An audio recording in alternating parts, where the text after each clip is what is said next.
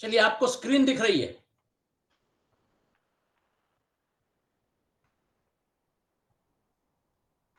हाँ सर, जी स्क्रीन हाँ। दिख रही है। हाँ, स्क्रीन दिख रही है ना? जी हाँ। हाँ। हाँ। अभी देखिए, हमारी जो 3 अवस्थाएं हैं, जागृत, स्वप्न और सुषुप्ति।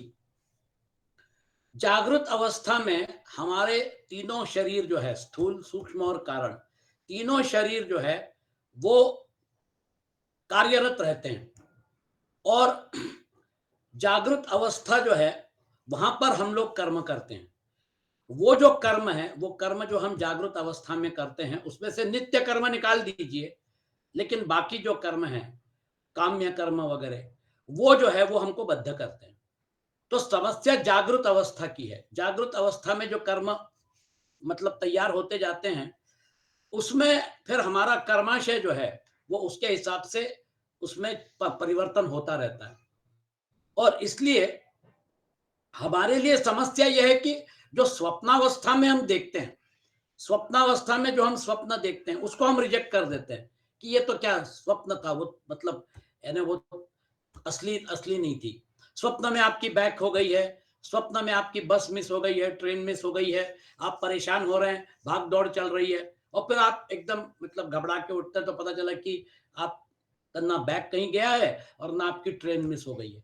जैसे स्वप्नावस्था में मन जो है वो एक सृष्टि तैयार करता है और दृष्टा रूप में आप उसको देखते हैं, उसी प्रकार से आपकी जागृत अवस्था में जो आपको संसार का अनुभव होता है, जो वस्तु सापेक्ष, व्यक्ति सापेक्ष, परिस्थिति सापेक्ष और आपका शरीर सापेक्ष, अगर आपका स्थूल शरीर ना हो तो आपको संसार की अनुभूति नहीं होगी।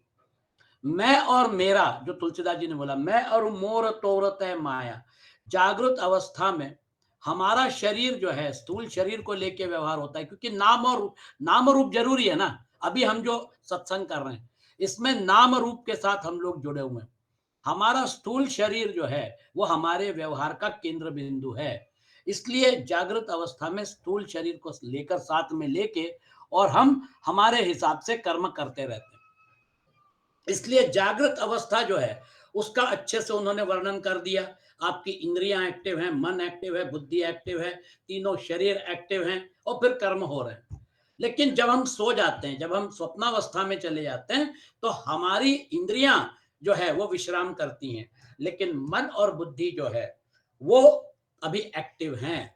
प्राण जो है वो तो मतलब 24 घंटे एक्टिव रहता है। प्राण जो है वो शरीर की सारी क्रियाओं का संचालन करता रहता है। लेकिन प्राणमय कोश जो है, उसके आगे जो मनोमय कोश और विज्ञानमय कोश जो है, वो विज्ञानमय कोश हमारे लिए एक सृष्टि तैयार करते हैं जिसमें हम व्यवहार करते हुए प्रतीत होते हैं। इसलिए यहां पर मतलब क्या कहना चाहिए, याज्ञवल्क्य जी क्या बोलते हैं कि वो जो सृष्टि है, उस सृष्टि को उन्होंने बोला कि ये जो सृष्टि है वो एक आभास के रूप में तैयार हो रही है। वो जो सृष्टि है वो अविद्या जनित है, क्योंकि हम उसको रिजेक्ट कर देते हैं। वो सृष्टि अगर सही होती, अगर वो सृष्टि अगर वास्तविक होती, तो फिर उसके बाद उसको रिजेक्ट करने का कोई प्रश्न ही नहीं है।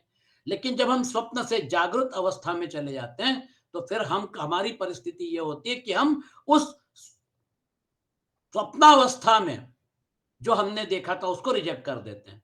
लेकिन जागृतावस्था का जो हमने जो मन में और बुद्धि में संजो के रखा हुआ है, आपका शरीर सापेक्ष जो अस्तित्व था वो समाप्त हो गया। फिर वासना कहां पे रहेगी? मन में रहेगी।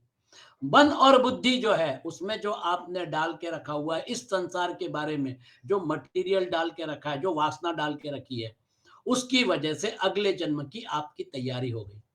इसलिए इस संसार में जो हम जोड़ के रखे हुए हैं वो अगले जन्म में मिलेगा ऐसा थोड़ी है। वो तो परिस्थितियां बदल जाएंगी, ये तो काल का प्रवाह है।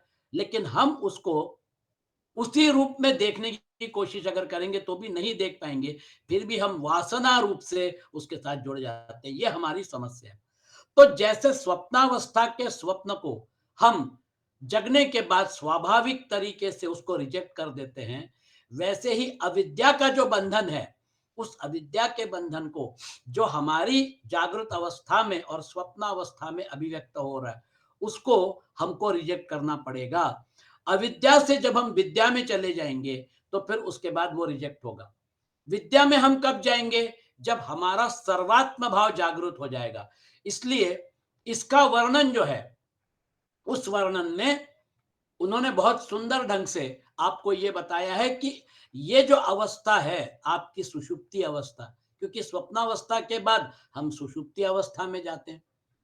स्वप्नावस्था में जो हमको ऐसा लगता है मानो हाथी हमारे ऊपर आक्रमण कर रहा है, मानो हम खड्डे में गिर रहे हैं, तो वो जो है, वो गड्ढे में गिरना, हाथी का आक्रमण होना, ये जो हमारी जो अनुभूति है, जिसको तथाकथित हम ऐसा अनुभव कर रहे हैं, वो जो है वो अविद्या जनित है, क्योंकि वो वास्तविक नहीं है।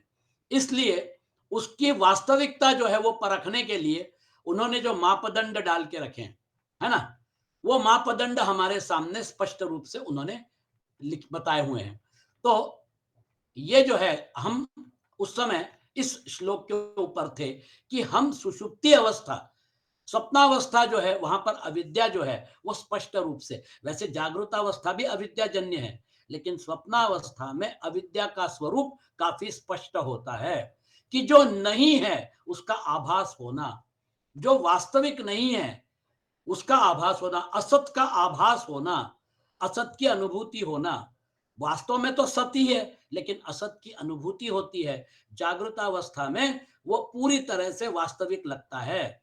जागृत अवस्था में से जब स्वप्नावस्था में आते तो पता चलता है कि हाँ, सृष्टि तो है, लेकिन ये सृष्टि काल्पनिक है, ये सृष्टि वास्तविक नहीं है। इसलिए स्वप्नावस्था तक हमारा जो प्रवास था, उसमें हमने देखा कि पूरी तरह से अविद्या में जागृत अवस्था खेल रही है। हर चीज सच लगती है, हर चीज वास्तविक लगती है, लेकिन जब हम उसका एनालिसिस करते हैं तो पता चलता है कि जब तक शरीर में हमारा वास है तब तक इसकी वास्तविकता है। जब हम शरीर में नहीं रहेंगे या शरीर का हमने त्याग कर दिया, तो शरीर का त्याग तो करना पड़ेगा ना एक दिन। ये शरीर का त्याग करने के बाद फिर उसके बाद किसी लोक में जाके, पितृलोक या फिर आपका मतलब स्वलोक, महलोक, जनलोक, किसी लोक में वास करके और फिर उसके बाद पुण्य का क्षय होने के बाद वापस मर्त्य लोक में लौटना और फिर वापस कर्मगति के साथ काम करते रहना, उसके साथ जुड़े रहना। ये जो है ये हमारे सामने प्रश्न चिन्ह है। हमें वो करना चाहिए या नहीं करना चाहिए, यहाँ पे हमको विवेक और वैराग्य और हमारी जो अभी तत्व चिंतन चल रहा है उसकी मदद हमको लेनी पड़ेगी। जैसे हम स्वप्न को रिजेक्ट करते हैं, वैसे हम जागृतावस्था में भी अगर इस भावना के साथ कि कर्म जो है वो कर्म तो करना है, लेकिन कर्म में हमको आसक्त नहीं होना है। कर्म जो है वो बद्ध तब होता है जब हम आसक्ति पूर्वक कर्म करते हैं, मतलब कर्म के प्रति आसक्ति और उसके फल के प्रति आसक्ति। तो कर्म करिए, आसक्ति मत रखिए, निष्काम भाव से कर्म करिए, ना फल के प्रति आसक्ति रखिए और ना कर्म के प्रति रखिए। तो क्या हो जाएगा, जैसे आप रोल प्ले कर रहे हैं, मैंने इतने उदाहरण से बताया आपको। रोल प्ले जो है, आपको मालूम है कि सेट जो है वो सेट आज है कल नहीं रहेगा। जो पिक्चर है वो पिक्चर बनने के बाद पिक्चर चलेगी, पिटेगी, जो भी होगा आपको उससे कोई लेना देना नहीं। आप अपना रोल प्ले करिए। तो रोल प्ले में हम आसक्त नहीं होते हैं, हम रोल को अच्छी तरह से प्ले करते हैं, हम रोल को उस अच्छी तरह से निभाते हैं, लेकिन वो जो हमारा रोल है उसमें हम आसक्त नहीं होते हैं। बस उसी को आप यहाँ पे एक्सटेंड करिए। ये हमारा शरीर दे के और हमको एक सुंदर शरीर दे के हमसे एक रोल प्ले करवाया जा रहा है। वो रोल आप उत्कृष्ट ढंग से करिए, लेकिन उस रोल के प्रति आसक्ति मत रखिए। तो जागृत अवस्था, क्यों आसक्ति मत रखिए, ये रोल क्यों है, ये आपके सामने क्लियर हो गया। जब आप शरीर छोड़ देंगे तो शरीर तो छूट ही जाएगा, स्थूल शरीर, लेकिन उसके साथ आपने जो भी जमा किया है, मैं अरु मोर, जो भी आपने जमा किया है, मेरा घर, मेरी दुकान, मेरा मकान, मेरा पैसा, मेरा बैंक बैलेंस, सब यही छूट जाएगा। वो जो शरीर के, जब आपका शरीर ही नहीं आपका रहेगा तो फिर आपने जो जमा किया है वो आपका कैसे रहेगा। इसका मतलब इन टोटल एनालिसिस आप ये समझते हैं कि जागृतावस्था की जो अनुभूति है वो सच है, नहीं है, वो शरीर सापेक्ष है। शरीर जो है वो, उसकी अवस्थाएं बदलती जाएंगी। वो जो है बाल्यावस्था, कौमार्यावस्था, तारुण्यावस्था और फिर उसके बाद बुढ़ापा और फिर उसके बाद अंततोगत्वा वो शरीर का त्याग। ये अगर वास्तविकता है तो इसको भी रोल प्ले की हैसियत से देखिए, इसको सच मानना ये हमारा भ्रम जो है उसकी वजह से सारा प्रॉब्लम है। तो आपने देखा अविद्या जागृतावस्था में पूरी तरह से एक्टिव है। अविद्या जागृतावस्था में इंद्रियां सो गई हैं, स्वप्नावस्था में, इसलिए जागृतावस्था की अनुभूति नहीं हो रही है। लेकिन एक मन निर्मित एक सृष्टि है जिसकी अनुभूति हो रही है। ये जो है ये भी अविद्या जनित है, क्योंकि हम उसको रिजेक्ट कर सकते हैं, ये वास्तविक नहीं है। जगने के बाद उसकी वास्तविकता समाप्त हो जाती है। इसलिए वो जो है वो हमारी स्वप्नावस्था के बारे में उन्होंने बोला कि भाई स्वप्नावस्था जो है वो अविद्या जनित होने की वजह से वहां पर हमको पता चलता है कि जो आत्म तत्व है वो आत्म तत्व जागृतावस्था से भी अलग है और स्वप्नावस्था से भी अलग है। जैसे उन्होंने उदाहरण दिया एक महामत्स्य का। एक महामत्स्य नदी के इस छोर से उस छोर तक आराम से जा आ सकता है, वैसे ही हम जागृतावस्था से स्वप्नावस्था और स्वप्नावस्था से जागृतावस्था में जा सकते हैं। महामत्स्य का उदाहरण दिया ताकि जागृतावस्था और मत्स्य जो है उसको नदी के प्रवाह से कोई लेना देना नहीं। वो आराम से प्रवाह के बीच में से तैरता हुआ, प्रवाह को चीरता हुआ वो अपना उद्देश्य पूर्ण करता है। इसका मतलब जीव आत्म तत्व जो है वो इन शरीरों से, कौन से शरीर, आपका सूक्ष्म शरीर जो आपके स्वप्नावस्था में एक्टिव है, और आपका मतलब क्या कहना चाहिए, तो स्थूल शरीर, तो स्थूल शरीर और सूक्ष्म शरीर का जो कॉम्बिनेशन है जिसको देख के हमारा जन्म जन्मांतर का व्यवहार चल रहा है, ये जो है महामत्स्य का उदाहरण देके याज्ञवल्क्य समझा रहे हैं कि वो जो है वहां पर आत्म तत्व की फ्रीडम जो है वो अबाधित है। वो जागृतावस्था में से स्वप्नावस्था में जा सकता है, स्वप्नावस्था से जागृतावस्था में भी आ सकता है। तो कल्पना लोग जो है स्वप्नावस्था का, उसमें आपने देखा कि आत्मा की फ्रीडम, हमारा पर्पस क्या है, हमारा पर्पस ये है कि जो अभिव्यक्त हो रहा है इन तीन उपाधियों से उसको पकड़ना। अभिव्यक्त का क्या हो रहा है, आत्म तत्व। एक ही आत्म तत्व जो है, आत्म तत्व एक ही है, मेरे अंदर भी वही है, आपके अंदर भी वही है, लेकिन उपाधियों की वजह से हमने उसको अलग अलग मान के रखा हुआ है। जब हम सर्वात्म भाव में चले जाते हैं, क्योंकि हमारा जीवात्म भाव समाप्त हो गया है, तो फिर उसके बाद उस आत्म तत्व का साक्षात्कार होता है। दूसरा उदाहरण मैंने जो बताया था, वाद्य अलग अलग हैं लेकिन राग एक ही बज रहा है। जिसको संगीत का ज्ञान है वो समझ जाता है कि उस वो राग जो है उसकी अभिव्यक्ति हो रही है। वाद्य अलग अलग होने के बाद उसका आनंद लीजिए।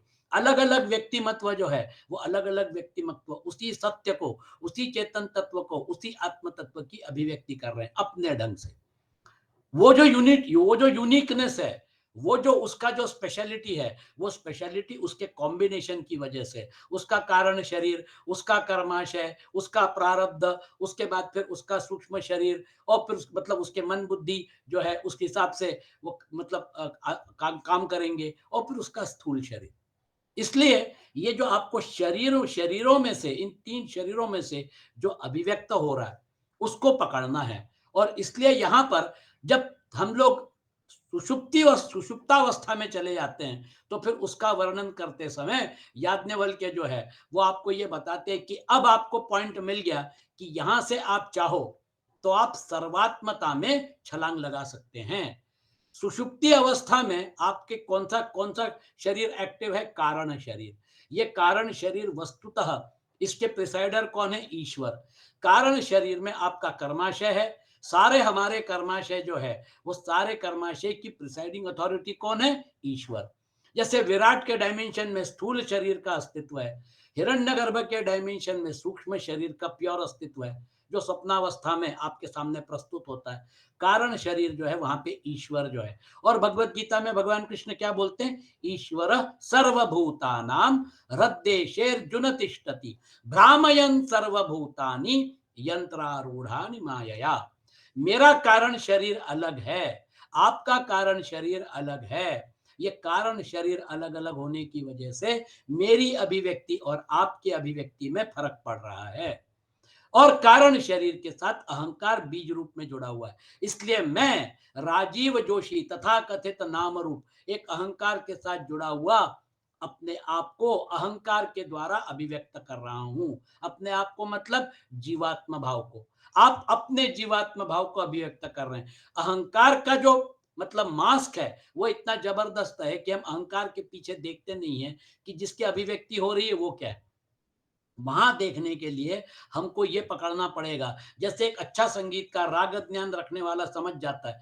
अगर कोई गाना जो है, ये गाना भैरवी राग में बनाया गया है, तो जब गाना बजता है तो वो बोलता है ये जो गाना है ना, ये भैरवी में है, ये जो गाना है ना, ये यमन राग में बैठा हुआ है ना। वो क्या है ना, गाने की जो बैठक है, गाने के जो शब्द हैं वो अलग अलग है, लेकिन ये राग एक है। अलग अलग गाने जो है, आप देखेंगे पिक्चरों में जो गाने हैं उसमें किसी राग का अगर प्रयोग होता है तो हम जो संगीत का ज्ञान रखने वाले हैं वो पकड़ लेते हैं कि ये जो गाना है, ये गाना इस राग में, मतलब इसके ये राग में इसको बिठाया है, और फिर वो राग के जो स्वर हैं वो बोल के सुनाता है। तो फिर वो जो स्वर है जैसी वो गुनगुनाता है, फिर उसको कोई दूसरा गाना याद आता है, फिर वो दूसरा गाना गाता है। तो पता चला एक राग से 10-15 गाने जो है, जो मतलब पिक्चरों में अलग अलग पिक्चरों में गाए गए थे, उसको वो बराबर चुन के आपके सामने रख देता है। ये ब्यूटी है। इसलिए क्या है, सर्वात्म भाव जिसको याज्ञवल्क्य के मैत्री को समझाते हुए बोलते हैं, खिल्य भाव जब कम हो जाएगा, विशिष्ट जब कम हो जाएगा, तो सामान्य जो है वो फोर फ्रंट में आएगा। सामान्य को फोर फ्रंट में लाने के लिए हमारी जो सुषुप्ति अवस्था है, उस सुषुप्ति अवस्था का हमको बहुत बड़ा फायदा हो सकता है। और इसलिए सुषुप्ति अवस्था जो है, वहां पर हमारी क्या परिस्थिति होती है, तो हमने देखा 19वां श्लोक जो था, 19, 21, 19, 20, 21, 22, ये जो श्लोक हैं ये सुषुप्ति अवस्था का वर्णन कर रहे हैं। यहां पर आपका एक ही कोश है, आनंदमय कोश, और आपका कारण शरीर। अब यहां से प्रॉब्लम जो है वो प्रॉब्लम सॉल्व करना है हमको। यहां तक तो पहुंच गए, हमारा एनालिसिस यहां तक तो पहुंच गया, बहुत सुंदर बात है। लेकिन उसके आगे जाने के लिए थोड़ा पॉज लेना पड़ेगा। फिर सुषुप्ति अवस्था में हमको जो अनुभूति होती है, वो अनुभूति कैसी रहती है? वो अनुभूति जो है, वो अनुभूति ऐसी है कि हम उसके बारे में कुछ वर्णन नहीं कर सकते। वो जो है अवर्णनीय जो अवस्था है ना? तो फिर उसके बाद अवर्णनीय अवस्था का कारण जो है, वो क्या बोलते हैं? उस अवस्था का वर्णन जो है, उन्होंने कितना सुंदर किया है देखिए। ये जो है, इस श्लोक में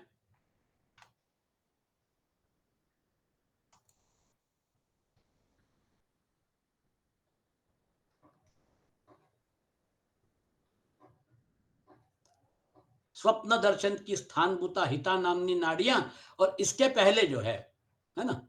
आप देखेंगे, ये देखिए, जिस प्रकार इस आकाश में शेन, बाज अथवा सुपर्ण सब ओर से उड़कर थक जाने पर पंखों को फैलाकर घोंसले की ओर उड़ता है, इसी प्रकार यह पुरुष इस स्थान की ओर दौड़ता है जहां सोने पर यह किसी भोग की इच्छा नहीं करता और न कोई स्वप्न ही देखता है। मतलब जागृत अवस्था और स्वप्नावस्था से यह अलग है। देखिए शब्द क्या है, ए तस्मा अंताय धावती यत्र सुप्तो न कंचन कामम कामयते न कंचन स्वप्नम पश्यति। देखिए उस अवस्था में ना कोई कामना है और ना कोई स्वप्न है, लेकिन एक ऐसी अवस्था है जहां पे कि बड़ा आनंद आया उठने के बाद, वहां पर आपका मन लीन हो जाता है, वहां पर आपकी बुद्धि लीन हो जाती है। इसलिए जागृत अवस्था का जो अनुभव, इंद्रियां लीन हो गई, मन लीन हो गया, बुद्धि लीन हो गई, आपका जो जागृत अवस्था का अनुभव है वो गायब हो गया। और फिर स्वप्नावस्था जो है, वो स्वप्नावस्था के जो स्वप्न थे वो भी दिखने बंद हो गए, क्योंकि मन जो सृष्टि तैयार किया था वो भी अभी मन लीन हो गया, तो मन भी तो न कंचन कामम कामयते न कंचन स्वप्नम पश्यति, 19वां श्लोक। तो यहां पर जो आप विश्राम कर रहे हैं उसके बारे में जो हमारे यहाँ पे एनालिसिस हुआ है, वो एनालिसिस बड़ा सुंदर है। इसके पहले स्वप्न दर्शन की स्थानभूता हिता नामनी नाड़ियों का हमने वर्णन किया था, और आदि शंकराचार्य बोलते हैं कि ये जो नाड़ियां हैं, ये जो नेटवर्किंग है, उसकी ये हिता नाम की नाड़ियां जिस प्रकार सहस्त्र भागों में विभक्त केश होता है वैसी ही सूक्ष्मता से रहती हैं। वे शुक्ल नील पीत हरित और लाल रंग की हैं। तो जहां इस पुरुष को मानो मारते हो, मानो अपने वश में करते हो, और जहां मानो इसे हाथी खदेड़ता हो अथवा जहां यह मानो गड्ढे में गिरता हो, इस प्रकार जो कुछ भी जागृतावस्था के भय दिखते हैं उन्हें इस स्वप्नावस्था में अविद्या से मानता हुआ, यहाँ पे अविद्या स्पष्ट हो रही है। जो नहीं है वो सृष्टि तैयार हो रही है। तो यहाँ पे अविद्या का कॉन्सेप्ट आपके सामने स्पष्ट रूप से आ रहा है। जागृतावस्था भी अविद्याजन्य है, उसकी कारण मीमांसा मैंने आपके सामने कर दी। अब ये अविद्या जो है इसको कहां तक खींच सकते हैं? ये जो अविद्या है ये हमारी सुषुप्ति अवस्था में भी अविद्या है क्या? अगर अविद्या नहीं होती तो फिर हमको उसका पूरा संज्ञान होना चाहिए था। इसका मतलब ये कि सुषुप्ति जो है और यहां पर जो सर्वात्म भाव से उतरकर अपने को वालाग्र मात्र भी मैं यह नहीं हूं इस प्रकार अन्य रूप से देखता है, वह अवस्था अविद्या है। तो सर्वात्म भाव में जब आप रहेंगे तब आप विद्या में हैं, और जब आप सर्वात्म भाव से नीचे उतरेंगे तब आपको अलग अलग दिखेगा। जो मैं नहीं हूं, मैं एक मतलब एक जो शरीर मेरा जो स्थूल शरीर है उस स्थूल शरीर को मैं अपना मानता हूं, लेकिन जो मैं नहीं हूं उनको जोड़ने की मेरी इच्छा होती है, अभिलाषा होती है। मुझे घर चाहिए, मुझे कार चाहिए, मुझे ये चाहिए, मुझे मुंह चाहिए, और फिर शरीर का पोषण करना है। शरीर को रोटी कपड़ा मकान चाहिए तो फिर उसके लिए फिर भाग दौड़ रहती है। शरीर को उदर पोषण करना है तो उसके लिए भाग दौड़ रहती है। हमारी बहुत सारी एक्टिविटी जो है वो हमारे शरीर सापेक्ष एक्टिविटी है, उसको हम दरकिनार नहीं कर सकते, क्योंकि अगर हम उस एक्टिविटी को नहीं करेंगे तो फिर हम शरीर को कैसे जिंदा रखेंगे।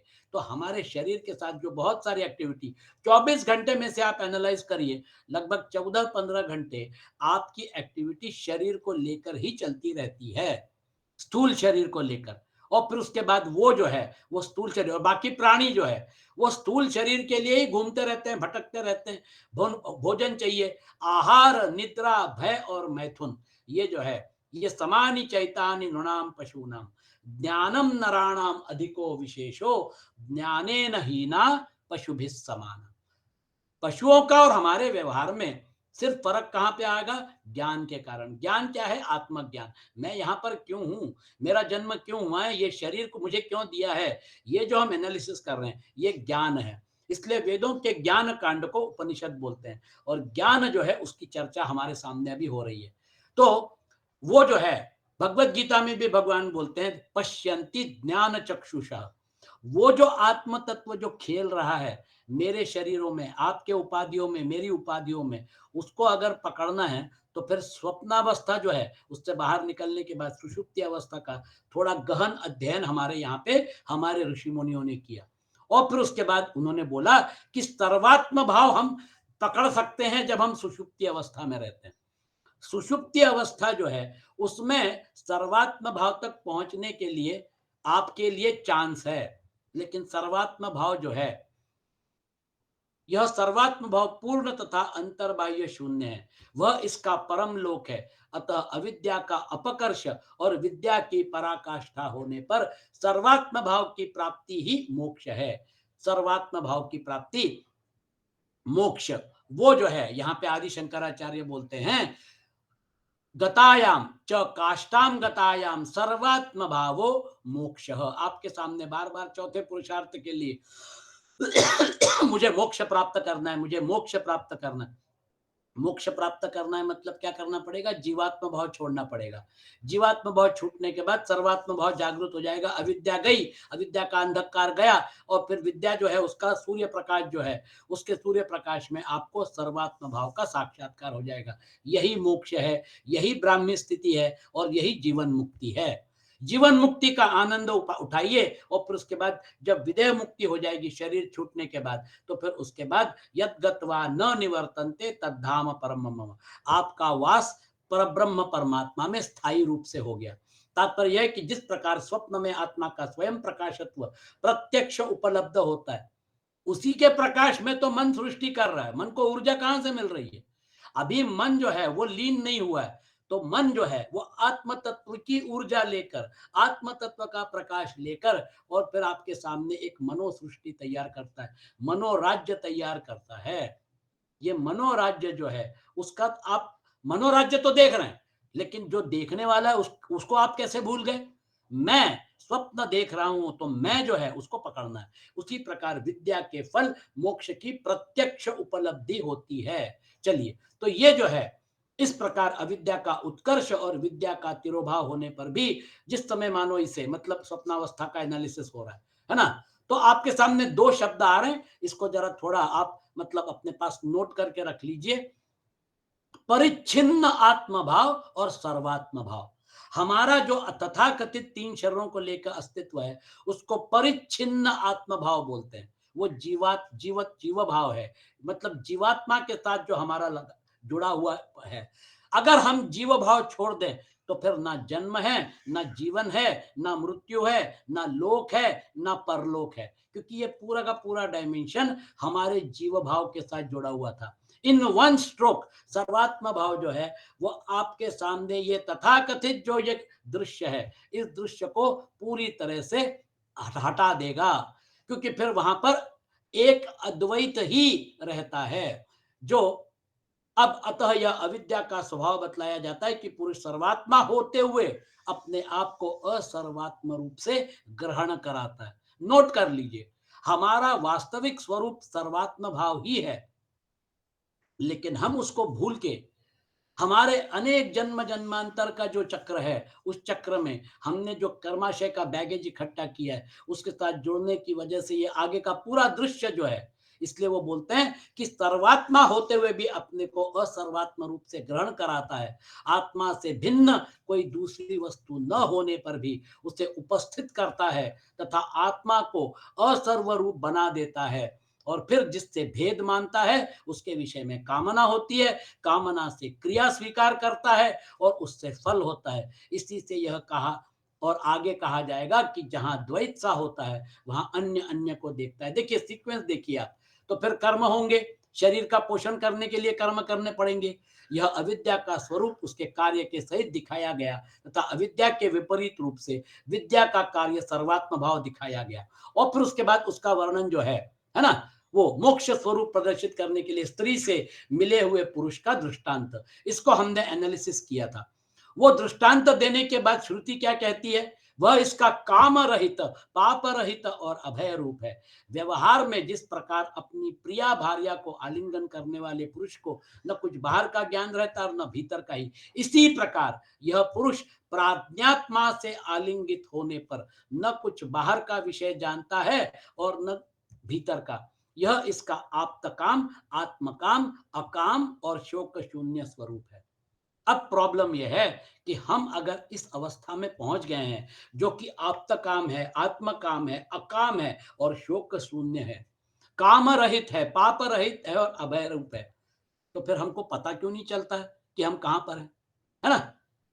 आपके सामने समस्या होगी कि पहुंच तो गए, मैं जबलपुर से निकलकर पूना आ गया हूं, लेकिन मुझे ये मालूम नहीं कि मैं पूना आ गया हूं। ये क्यों होता है?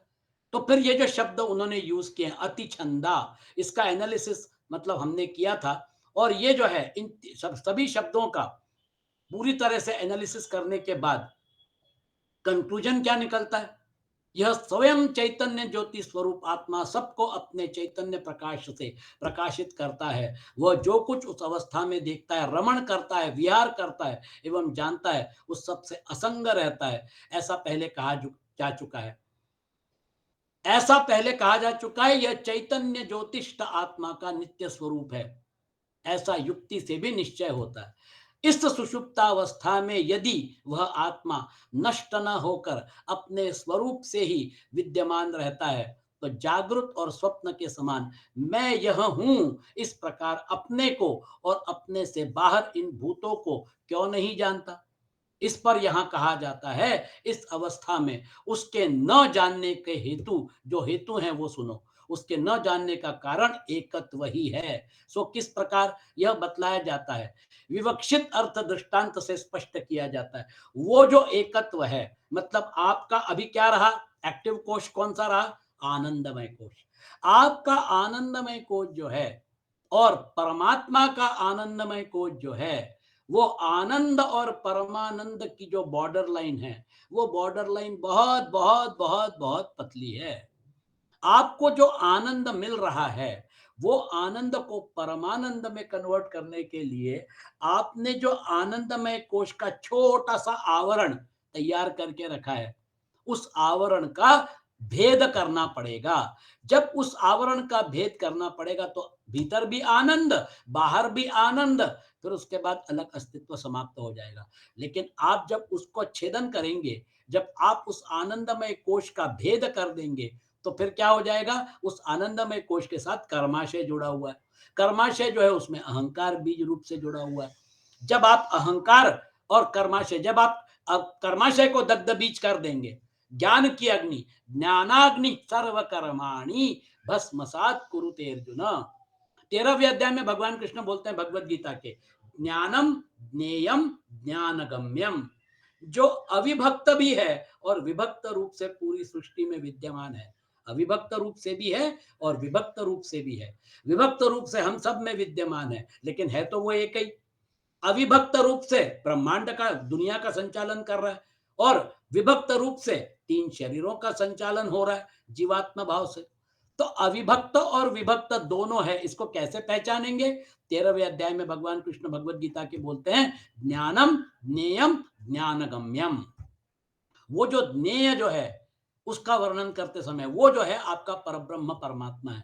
तो वो जो है, वो एकत्व जो है, एकत्व मतलब यहाँ पे थिन लाइन सेपरेशन है कि यहाँ पे आपका आनंदमय कोश और परमात्मा का आनंदमय कोश जो है वो अभी बहुत करीब आ गए हैं। वो जो आलिंगन है, वो आलिंगन जो है, वो आलिंगन दिख रहा है, वो एकत्व समझ में आ रहा है, अनुभूति हो रही है, बड़ा आनंद आया। बस उसके अलावा आप कुछ नहीं वर्णन कर सकते, कुछ डिस्क्राइब नहीं कर सकते, कि मन लीन हो गया, बुद्धि लीन हो गई। इसलिए आपका आनंदमय कोश का अनुभव जो है वो अनुभव आपको हो रहा है, लेकिन कोश रूप में होने की वजह से अभी भी बद्धावस्था है। बस इसको समझ लीजिए। सुषुप्ति का जो संज्ञान है, वो संज्ञान नेगेटिव संज्ञान इसलिए है क्योंकि आप अनलिमिटेड को एक लिमिटेड आनंद में बांध के और फिर उसके बाद उसकी अनुभूति ले रहे हैं, बस उसके अलावा कुछ नहीं। और कर्माशय और अहंकार का जो उसके साथ आनंदमय कोश के साथ जो बैगेज है, जो बहुत सुपर फाइन है। कर्माशय कहाँ दिखता है? आप मुझे बताइए, हमारे शरीर में जो मन है उसको आप ऐसे अलग से निकाल के दिखा सकते हैं कि ये मन है? वो ऑपरेशनल है तभी पता चलता है ना? फिर उसके बाद बुद्धि जो है वो ऑपरेशनल है, तब पता चलता है कि देखो छोटा बच्चा होता है, उसका मन, उसकी भावना है, वो अपने अपने मन को व्यक्त करता है, बुद्धि को व्यक्त करता है, हम समझ जाते हैं। तो उसमें भी मन है, उसमें भी बुद्धि है, प्राणियों में मन बुद्धि है। वो जब उसको अभिव्यक्त करते हैं तब पता चलता है। तो इसलिए क्या है कि कारण शरीर, जब हमारे सूक्ष्म शरीर को अलग से दिखाना मुश्किल है, तो कारण शरीर को कैसे दिखाएंगे कि ये कारण शरीर है? कारण शरीर की वजह से ही तो अस्तित्व है। इसलिए हमको क्या करना पड़ेगा? जो पावरफुल चीज है उससे जो कम पावरफुल है उसको आप, है ना, हम पावरफुल चीज, एक पावरफुल चीज कम पावरफुल चीज को उठा सकती है, लेकिन कम पावरफुल चीज ज्यादा पावरफुल चीज को नहीं उठा सकती। इसलिए स्थूल शरीर को किसने धारण किया है? सूक्ष्म और कारण ने। सूक्ष्म शरीर को किसने धारण किया है? कारण शरीर ने। कारण शरीर को किसने धारण किया है? आत्म तत्व ने। वो जो आत्म तत्व ने धारण करके रखा था कारण शरीर को, वो जो फाइन लाइन डिस्टिंक्शन है, क्योंकि वहां पर ये आपका आप्त काम, आत्म काम, क्योंकि वहां पर जागृतावस्था के अनुभव नहीं है, वो जो है नष्ट ना होकर स्वरूप से ही विद्यमान रहता है। तो जागृत और स्वप्न के समान मैं यह हूं, इस प्रकार अपने को और अपने से बाहर इन भूतों को क्यों नहीं जानता? इस पर यहां कहा जाता है कि इस अवस्था में वो जो है आलिंगन, वो जो एकत्व है, सो किस प्रकार यह बतलाया जाता है। विवक्षित अर्थ दृष्टांत से बताया है, और फिर उसके बाद यहाँ एकत्व का अर्थ मतलब सुषुप्ति के एनालिसिस में मैंने भी आपके सामने रखा था, अर्थ आत्मा का अद्वैत बोध नहीं समझना चाहिए, क्योंकि सुषुप्ति में यह बोध नहीं होता। बोध होने पर तो किसी अवस्था विशेष से जिसका शब्द द्वारा निर्देश किया जा सके संबंध रहता ही नहीं। सुषुप्ति में चित्त का लय हो जाने से कुछ क्षण के लिए नानात्व का भान नहीं होता। इस आशय से एकत्व के कारण, एकत्व का उन्होंने जिस प्रकार थोड़ा और आगे बढ़ रहे हैं, मेरा आनंदमय कोश और परब्रह्म परमात्मा का परमानंदमय कोश जो है वो अभी जुड़ चुके हैं। इसलिए एक अलग अनुभूति का आनंद होता है, लेकिन मैं कहाँ हूं इसका वर्णन नहीं कर पाता हूं।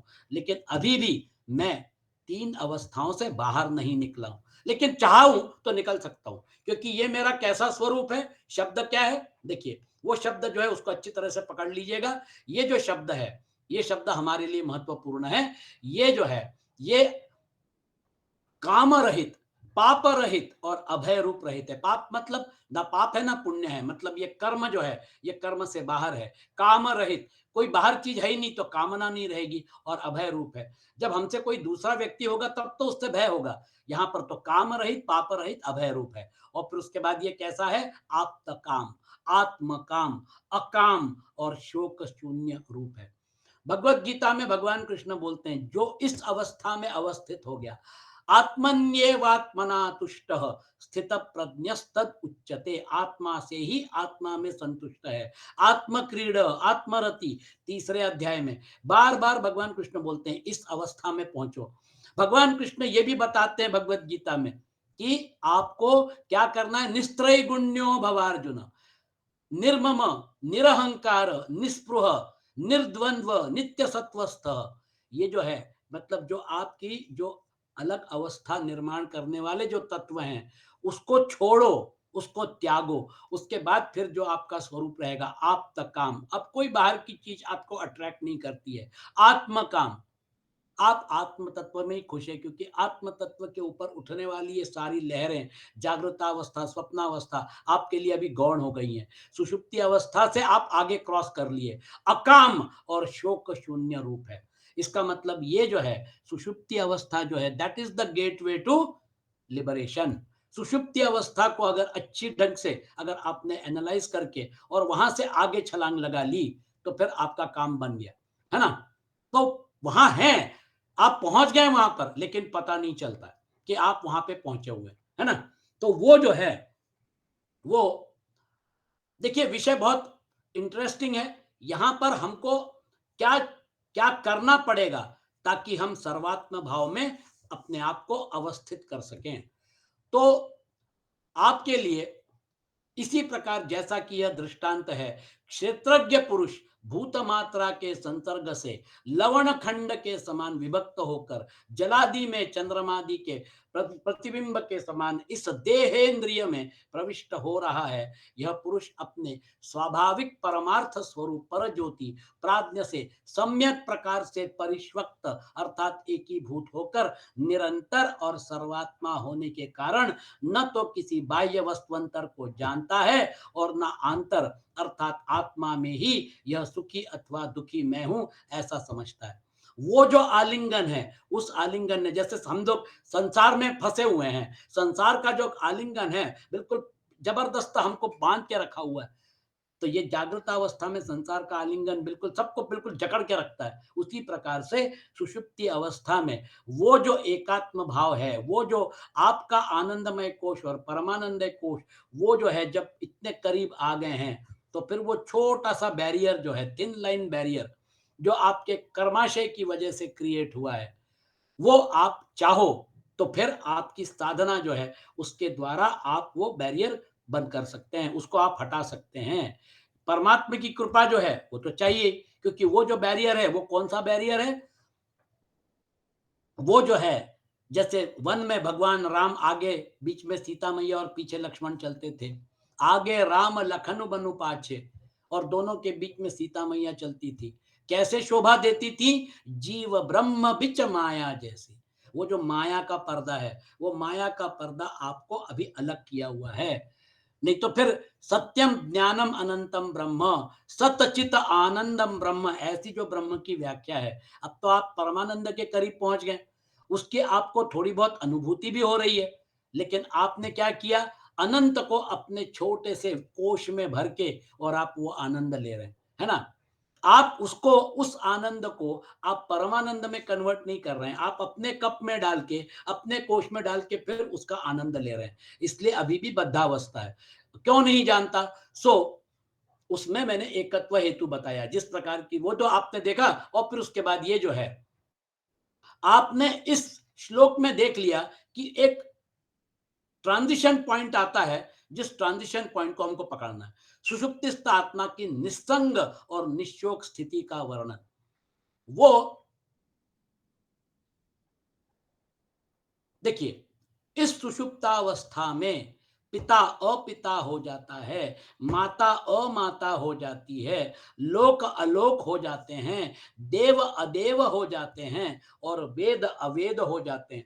यहाँ चोर अचोर हो जाता है, भ्रूण हत्या करने वाला अभ्रूण अभ्रूणहा हो जाता है तथा चांडाल अचांडाल, पौलकस अपौलकस, श्रमण अश्रमण और तापस अतापस हो जाते हैं। उस समय यह पुरुष पुण्य से असंबद्ध तथा पाप से भी असंबद्ध होता है और हृदय के संपूर्ण शोकों को पार कर लेता है। इसका मतलब हमारी जो तथाकथित रिलेटिविस्टिक सापेक्ष जो हमारा अस्तित्व है, उस अस्तित्व में हम कुछ समय के लिए तो बाहर निकल आए। पिता अपिता, माता अमाता, लोक अलोक, आपकी वो जो अवस्था है वो लगभग सर्वात्म भाव के करीब पहुंच चुकी है, क्योंकि आपका अलग अस्तित्व जो था, नाम रूपात्मक अस्तित्व, आपके नाम रूपात्मक अस्तित्व के आपकी बिल्कुल बॉर्डर पे आप पहुंच गए। अब बॉर्डर क्रॉस करना है कि नहीं, इसलिए ये जो है बहुत सुंदर श्लोक है। वहां पर आपकी अवस्था में ये पूरा का पूरा रिलेटिविस्टिक डायमेंशन जो है जागृतावस्था का, वो पूरा का पूरा गायब हो गया है। आपकी जो मतलब जन्म जीवन और मृत्यु का जो चक्र है उसके पीछे जागृतावस्था के कर्म जो हैं वो उसको बद्ध कर सकते हैं। इसलिए जागृतावस्था से बाहर निकलने का चांस हमको मिला, लेकिन हम उस चांस को खो देते हैं और उस चांस को खो देने के बाद फिर उसके बाद हमारी वापस फिर वही गति होती है। हम जागृत से स्वप्न में, स्वप्न से सुषुप्ति में और फिर वापस सुषुप्ति से स्वप्न और जागृत में लौट के आते हैं और फिर वो जो है उसी प्रकार से आगे दूसरे अध्याय में बताएंगे जन्म मृत्यु का चक्र भी चलता रहता है। तो ये आपके लिए मतलब वो जो मौका है, वो मौका श्रुति में बताया कि यहां से आपका काम असली में आपका, जिसको कहते हैं ना कि विवेक और वैराग्य, विवेक का जो डायमेंशन है वो डायमेंशन आपको थोड़ा एक्सपेंड करना है कि फिर जो असली चीज है उसको मुझे समझना है। तो आत्म काम, आप्त काम, ये सारी चीजें जो हैं इसका सुंदर वर्णन आदि शंकराचार्य करते हैं।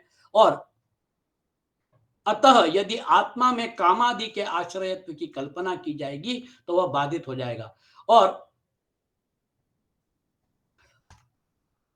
सुषुप्ति में स्वयं ज्योति आत्मा की दृष्टि आदि अनुभव न होने में हेतु।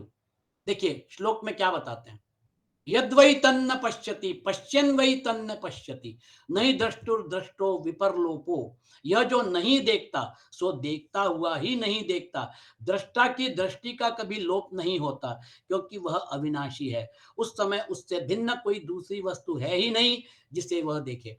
आनंदमय कोश आपका और परमानंदमय कोश, उस मिलन के साथ उस जॉइंट में आपका जो अन्यत्व है, नानात्व है, वो समाप्त हो चुका है। इसलिए दृष्टि है लेकिन कुछ है ही नहीं देखने के लिए।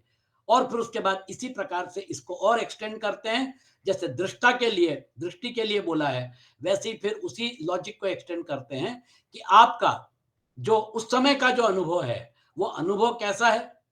वो नेगेटिव स्टेट नहीं है, वो एक ऐसी स्टेज है कि जहां पर एक आत्म तत्व की अनुभूति के अलावा, क्योंकि उसमें आनंदमय कोश दोनों के जुड़ चुके हैं, इसलिए फिर वो क्या बोलते हैं, यद्वै तन्न जिघ्रति जिघ्रन वै तन्न जिघ्रति। अलग अलग उदाहरण देके, याज्ञवल्क्य के सुंदर उदाहरण देके, वह जो नहीं सूंघता तो सूंघता हुआ ही नहीं सूंघता, सूंघने वाले की गंध ग्रहण शक्ति का सर्वथा लोप नहीं होता क्योंकि वह अविनाशी है। उस अवस्था में उससे भिन्न कोई दूसरी वस्तु है ही नहीं जिसे वह सूंघे। इस प्रकार से रसास्वादन, फिर उसके बाद आपका मतलब उस अवस्था में उससे भिन्न कोई दूसरा पदार्थ नहीं जिसका रस ग्रहण कर सके। वह जो नहीं बोलता सो बोलता हुआ ही नहीं बोलता, वक्ता की वचन शक्ति का सर्वथा लोप नहीं होता।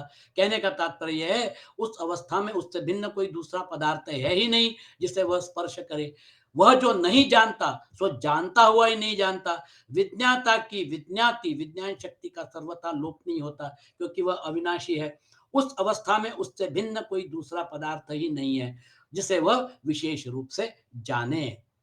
इसलिए वो जो है वो आपका सर्वात्म भाव का द्योतक हो रहा है, इसलिए दूसरी वस्तु गायब हो गई कि जिसको आप जाने, जिसको आप देखें, जिसको आप सूंघे, जिसको आप मतलब महसूस कर सकें, वो आपका सर्वात्म भाव। क्योंकि सर्वात्म भाव में हमारा, मेरा आत्म तत्व और आपका आत्म तत्व जो है ये एक ही होने की वजह से आपका इंटरैक्टिव एलिमेंट जो है वो इंटरैक्टिव एलिमेंट समाप्त हो रहा है। इसलिए वहां पर सर्वात्म भाव को पकड़ने का सबसे बढ़िया मौका हमारे पास उपलब्ध है।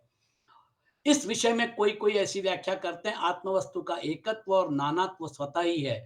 जिस प्रकार गौ का गोद्रव्य रूप से एकत्व है और उसके शासनादि धर्मों को परस्पर भेद है, जिस प्रकार स्थूल पदार्थों में एकत्व और नानात्व है, उसी प्रकार निरवयव और सूक्ष्म वस्तुओं में भी एकत्व और नानात्व का अनुमान करना चाहिए।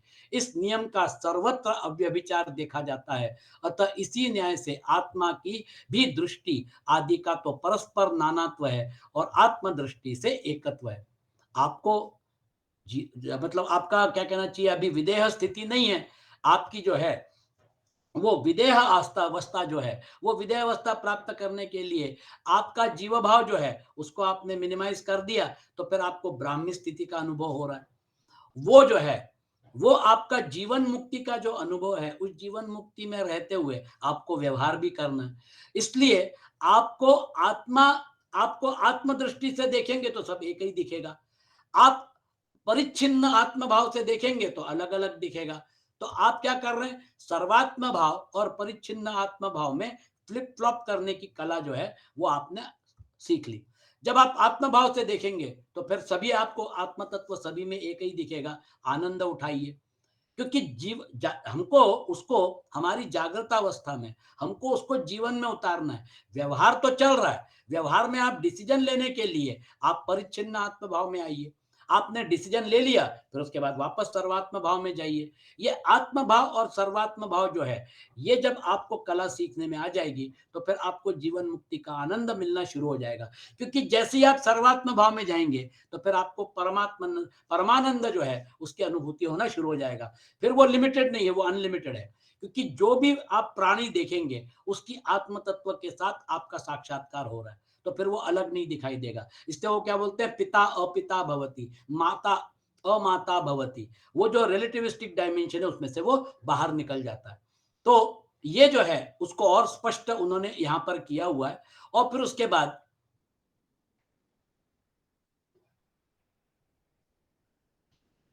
जागृत और स्वप्न में पुरुष को विशेष ज्ञान होने में क्या हेतु है। जहां जागृत और स्वप्नावस्था में आत्मा से भिन्न अन्य सा होता है, वह अन्य अन्य को देख सकता है, अन्य अन्य को सूंघ सकता है, अन्य अन्य को चख सकता है, अन्य को बोल सकता है, अन्य अन्य को सुन सकता है, अन्य अन्य का मनन कर सकता है, अन्य अन्य का स्पर्श कर सकता है, अन्य अन्य को जान सकता है। एक मिनट के लिए आप ये सोचिए कि आपने शरीर का त्याग कर दिया। आपने जब शरीर का त्याग कर दिया तो फिर आप ये जो शरीर में जो लोग विद्यमान हैं उनके साथ कैसे इंटरैक्ट करेंगे, उनके साथ कैसे संभाषण करेंगे, उनके साथ कैसे कम्युनिकेट करेंगे। अब आपका डायमेंशन बदल गया। जो अन्य थे, वो रिश्तेदार हैं, मित्र हैं, जो भी है, वो अन्य अब कहाँ चले गए। अब आप उनसे इंटरैक्ट क्यों नहीं कर पा रहे। आप एक अलग डायमेंशन में चले गए। ऐसे आपके डायमेंशन और आगे आगे जाते समय फिर उसके बाद एक सुपर फाइन डायमेंशन हो गया। मेरे अंदर मन है, आपके अंदर भी मन है, तत्व एक है। मेरे अंदर बुद्धि है, आपके अंदर भी बुद्धि है, तत्व एक है। मेरे अंदर भी प्राण है, आपके अंदर भी प्राण है, तत्व एक है। इस प्रकार से ये कोश जो है, ये कोश अलग अलग जो हैं, ये भ्रम है। और इसके पीछे मैंने देखा, मेरा अहंकार मुझे बांध के रखा हुआ है, आपका अहंकार आपको बांध के रखा हुआ है। मेरे अहंकार के बैगेज को बाजू में रख दिया, अब मेरा आत्म तत्व मुझे स्पष्ट हो गया। मैं चाहूं तो आपके अहंकार के बैगेज को भी बाजू में हटा के आपके आत्म तत्व के साथ साक्षात्कार कर सकता हूं। आखिर अभी जो अपना सत्संग हो रहा है, इसमें मेरा मन, मेरी बुद्धि और मेरा अहंकार, मेरा जो चित्त है वो आपके चित्त के साथ इंटरैक्ट कर रहा है, इसलिए सत्संग हो रहा है। थोड़ा और आगे बढ़िए। ये सत्संग जो है, ये सत्संग किसकी वजह से हो रहा है। मन, ये चित्त जो है, उसको ऊर्जा कहां से मिल रही है, कौन प्रोवाइड कर रहा है, आत्म तत्व। तो मेरा आत्म तत्व मुझे ऊर्जा प्रदान कर रहा है, आपका आत्म तत्व आपको ऊर्जा प्रदान करने कर रहा है। आत्म तत्व की ऊर्जा समाप्त होने के बाद न मन काम कर सकता है, न बुद्धि काम कर सकती है, और न शरीर काम कर सकता है। आत्म तत्व की ऊर्जा के बगैर ये सारा का सारा खेल फ्लॉप हो जाएगा, समाप्त हो जाएगा। उस आत्म तत्व की ऊर्जा का आनंद उठाना है। उस आत्म तत्व की ऊर्जा जो है वही वास्तविक है, वही आत्म तत्व जो है वही वास्तविक है। बाकी ये जब तक ऊर्जा प्रोवाइड करेगा तब तक वो हलचल करेगा, और फिर उसके बाद डेड बॉडी होने के बाद नाम भी नहीं लिया जाता उसका, और रूप को भी बॉडी लेके जाइए। अरे बॉडी कैसे लेके जाएंगे? अभी तक तो एक व्यक्ति था, अन्य अन्य को स्पर्श, अन्य अन्य को जान सकता है। सुषुप्तिगत आत्मा की अभिन्न स्थिति। किंतु जहां सुषुप्तावस्था में अन्य वस्तु को प्रस्तुत करने वाली वह अविद्या शांत हो जाती है, वहां उससे भिन्न रूप से अविद्या द्वारा विभक्त वस्तु का अभाव हो जाने के कारण वह किस इंद्रिय से किसे देखे, किसे सूंघे, है ना। सलिल एक को, इसको इसको लेके और आज का हम सत्र समाप्त कर रहे हैं। ये जो है जैसे जल में वैसे ही सुषुप्ति में एक अद्वैत दृष्टा है। हे सम्राट, यह ब्रह्मलोक है, ऐसा याज्ञवल्क्य ने जनक को उपदेश दिया।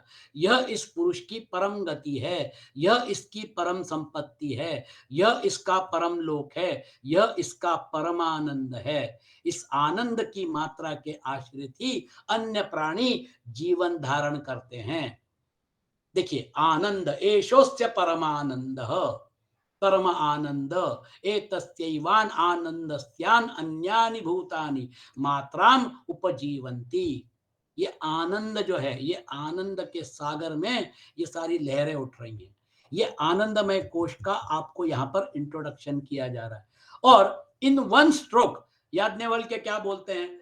अब वो झिल्ली जो है पतली सी कोश की, आनंदमय कोश की झिल्ली, उस आनंदमय कोश की झिल्ली को अगर आपने हटा दिया, जैसे जल में वैसे ही सुषुप्ति में एक अद्वैत दृष्टा है। जल में आपने आपकी मतलब क्या कहना चाहिए, चुल्लू में आपने जल लिया, संकल्प किया, वापस जल में डाल दिया। अब वो आपने जो चुल्लू में लिया था वो जल कहाँ गया? वो जल में मिल गया। जलेस्मिन् जले कुरु।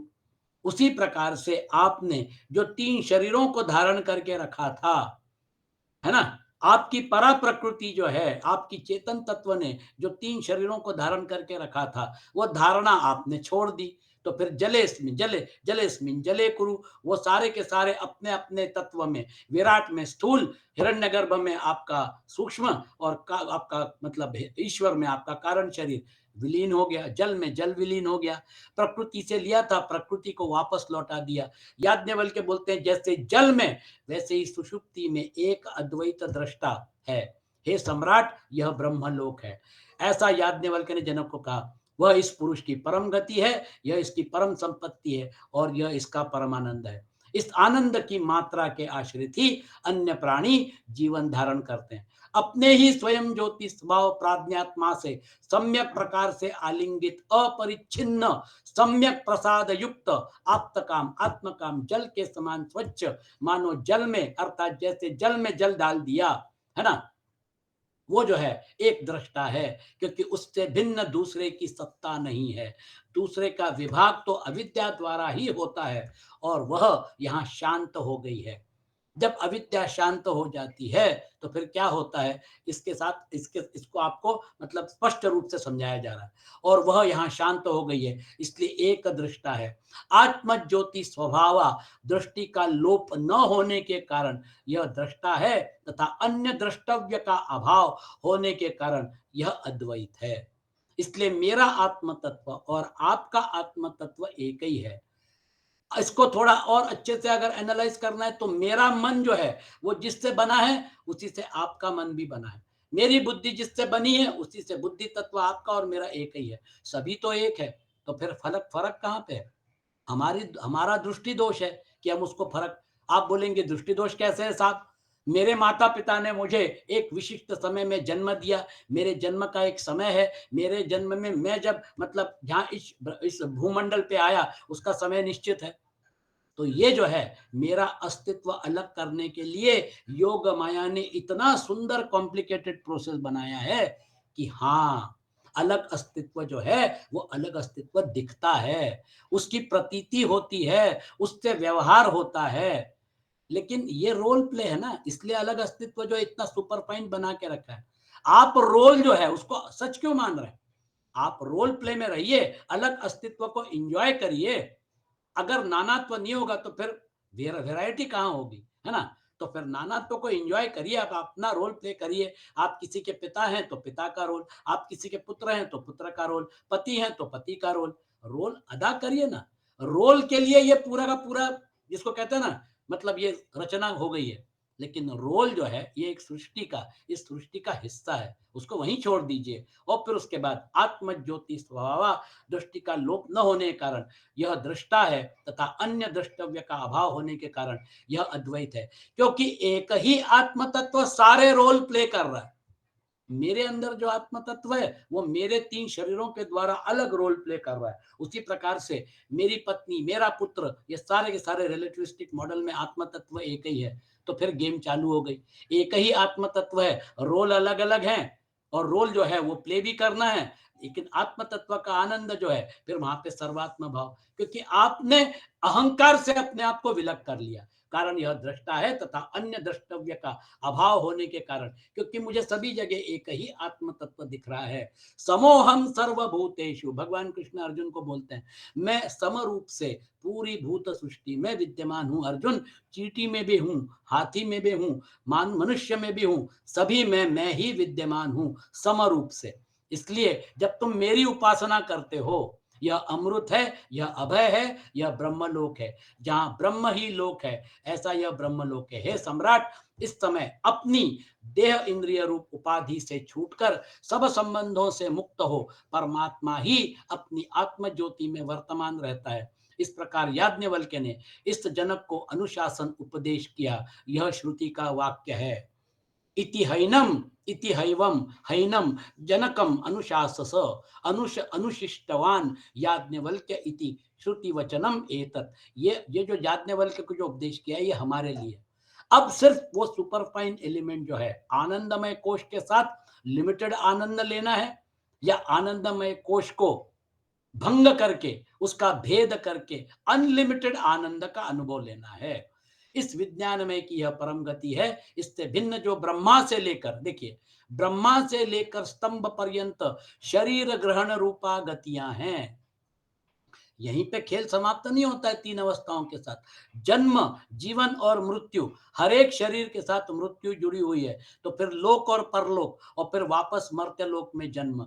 तो फिर ब्रह्मा से लेकर स्तंभ पर्यंत, मतलब ब्रह्मा का भी आयुष्य है 311 लाख करोड़। जब ब्रह्मा का आयुष्य है तो बाकी नीचे की सृष्टि में तो फिर आयुष्य की सीमा रहने वाली है। स्तंभ पर्यंत शरीर ग्रहण रूपा, स्तंभ मतलब घास का तिनका, है ना, शरीर रूपा, शरीर ग्रहण रूपा गतियां हैं, वे अविद्या कल्पित हैं। अतः अविद्या की विषय होने के कारण वे अपरमा, निकृष्ट हैं। किंतु यह जो सर्वात्म भाव है, वह कर्म और उपासना द्वारा साध्य देवत्वादी गतियों से परम उत्तम है, जहाँ की पुरुष किसी अन्य को नहीं देखता, किसी अन्य को नहीं सुनता, और न किसी अन्य को जानता है। यही परम संपत है। संपूर्ण संपदाओं अर्थात विभूतियों में यह श्रेष्ठ है, क्योंकि यह स्वाभाविक है, और दूसरे प्रकार की संपत्तियां कृत्रिम है। खिल्य भाव, विशिष्ट भाव समाप्त हो गया। आप सर्वात्म भाव की जब अनुभूति करते हैं, तो फिर विशिष्ट जो है वो गौण हो जाता है, और जो सामान्य है वो हमारे सामने व्यवस्थित प्रस्तुत होता है। संपत्तियां कृत्रिम है, क्योंकि वो उपाधियों पर डिपेंड करती हैं, तथा यह इसका परम लोक है। दूसरे जो कर्म फल के आश्रित लोक हैं, वे इससे निकृष्ट हैं। किंतु यह स्वाभाविक होने के कारण किसी भी कर्म द्वारा प्राप्त नहीं होता, अतः यह इसका परम लोक है। वो जो है मोक्ष क्या है? आपका सर्वात्म भाव, जब आप उस अवस्था में जाते हैं, जीवात्म भाव छूटा और सर्वात्म भाव आ गया, तथा यह इसका परम आनंद है। और फिर उसके बाद ये परम आनंद, परम, ये जो शब्द हैं, इसका मतलब आप चाहो तो आपके लिमिटेड आनंद कोश के आगे जाकर उसको ट्रांसेंड करके परमानंद की प्राप्ति कर सकते हैं, है ना। वो जो है वो आपके सामने निष्पाप और निष्काम श्रोत्रिय के सार्वभौम आनंद का दिग्दर्शन। अब उन्होंने क्वालिटेटिवली आपको आनंद, या क्वांटिटेटिवली आपके आनंद की मात्रा को बढ़ाया है ब्रह्मलोक तक, मतलब मनुष्य लोक से ब्रह्मलोक तक। और वो आपको बताना चाहते हैं कि वहां पर आनंद की पराकाष्ठा रहेगी। लेकिन हमारा प्रॉब्लम जो है, हमारा प्रॉब्लम जो है वो वापस यहीं पे लौट के आता है कि हम वहां पर पहुंचकर ये क्यों नहीं जानते कि हम वहां पहुंच चुके हैं, है ना। वो आप अपने इस मतलब सत्संग में वो क्वेश्चन मार्क आप रखिए। अगले सत्संग में छांदोग्य उपनिषद और बृहदारण्यक उपनिषद, दोनों उपनिषदों में इस विषय की विस्तृत चर्चा हुई है। और डॉक्टर साहब ने मुझे बोला था कि आप वो जो अहम ब्रह्मास्मि तत्वमसि जो है ना, उसका भी जरा थोड़ा एनालिसिस हमारे सामने प्रस्तुत करेंगे तो बड़ा अच्छा हो जाएगा।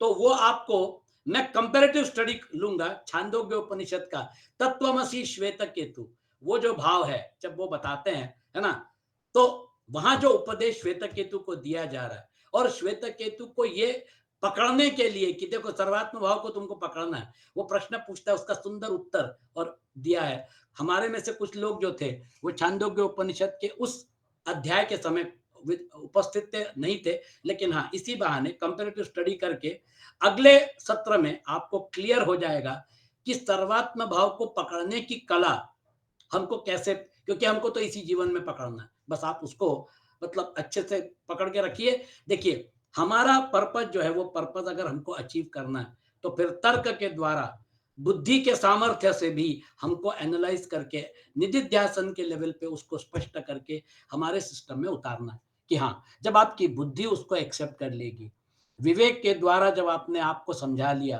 कि हाँ यही वास्तविकता है, बाकी जो है वो सब झूठ है।